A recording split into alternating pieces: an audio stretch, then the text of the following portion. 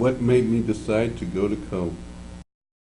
My guidance counselor in high school, a guy by the name of Al Crawford, was, I had a study hall my junior year in Mr. Crawford's class, and Mr. Crawford was one of the rare African-American guidance counselors back then throughout the area in Jersey, and he had started instilling in us to fill out applications, not applications, but requests for information and things of that nature.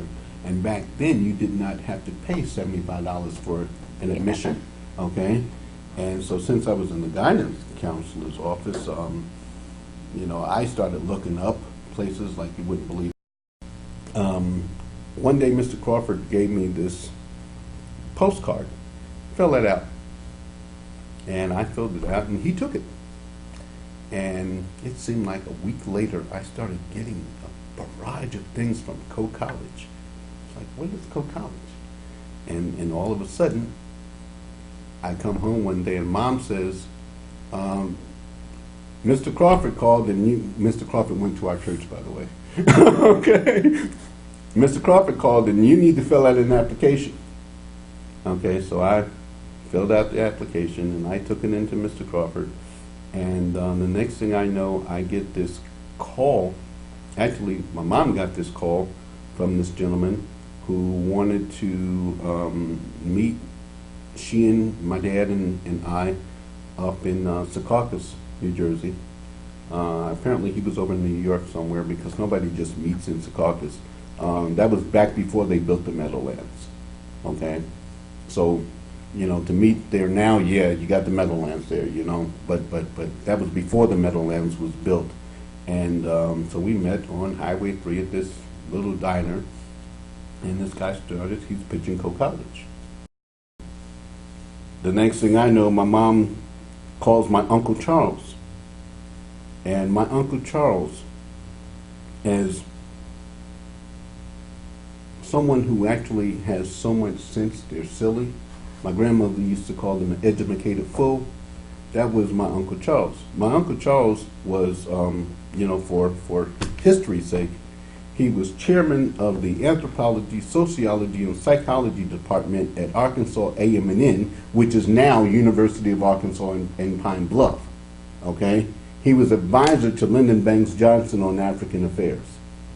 He taught African studies during the summer at Columbia U, which is how Mr. Crawford got involved with my education.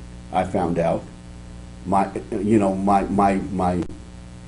educational plan, and how Mr. McIver, who was dean of students at Co, got involved with my educational plan, because they both were students of Uncle Charles during the summer. So all of this stuff of me going to Co was already predetermined before I even thought about Co College. That's what brought me here, because my Uncle Charles got his master's in anthropology from University of Iowa.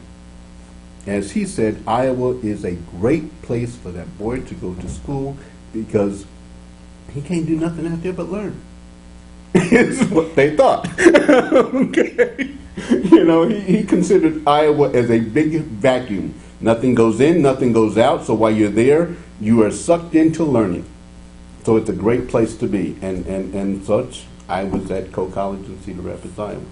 That's what got me here. It wasn't my choice. They suckered me big time. So, that's a question. How did you work your way through college? How did I work my way through college? I had to work my butt off. Had scholarship, partial. Co was not a full scholarship area. Or school. I worked in the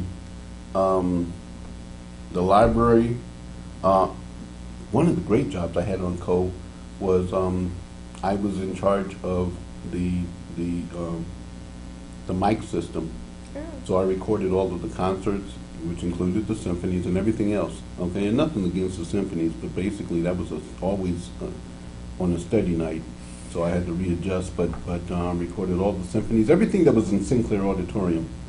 I recorded, that was part of my job. I also had this little job out at, I used to ride my bike out there at what used to be called Lindell Plaza, now it's called Lindell Mall, the Sears. I worked customer service there until the summer after I graduated. Worked in the customer service department there. So that, you know, and Mom's sending $50 a month. That's all would help. You went to college in the 70s. What was that like with the kind of political change that was going on? Well, you know, it was interesting back then. You know, we were all into different ideas and different ways of looking at things, and we were all, you know, for the cause and things of that nature without realizing what we were actually doing or what we were, you know, planning on doing. In fact, during my era, we were more concerned with that, I think, at times, than on achieving academically, because academically, although that's what we were actually there for, our social venue was extremely strong at that point. But it also, in saying that, it wasn't a bad thing, because it actually allowed us to become part of the community in a sense. What we had at Co, especially in an area like Co, where you don't have too many black students. You know, my incoming class, there were 13 of us, my freshman class. And, you know, that's total number of black freshmen coming into the class, and you know, which is quite small, especially coming from New Jersey. I'll never forget the first time I walked downtown, and the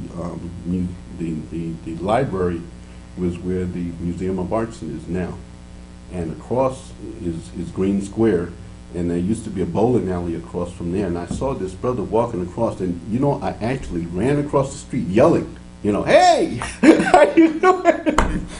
Introduced myself to this brother, and that brother and I, we became friends, and he was a very important in my life for a long time. He passed last year, but I don't know if you guys have ever known about him. His name was Sylvester Grady, and that was the first black person I met in Cedar Rapids, and of course, Grady at the time was very instrumental in the NAACP and things of that nature. So, of course, I wasn't active. In fact, I've never been active with the NAACP, but I was a member, always a member of the NAACP. And mainly, the time I got out here, the first organization was the NAACP because of Grady.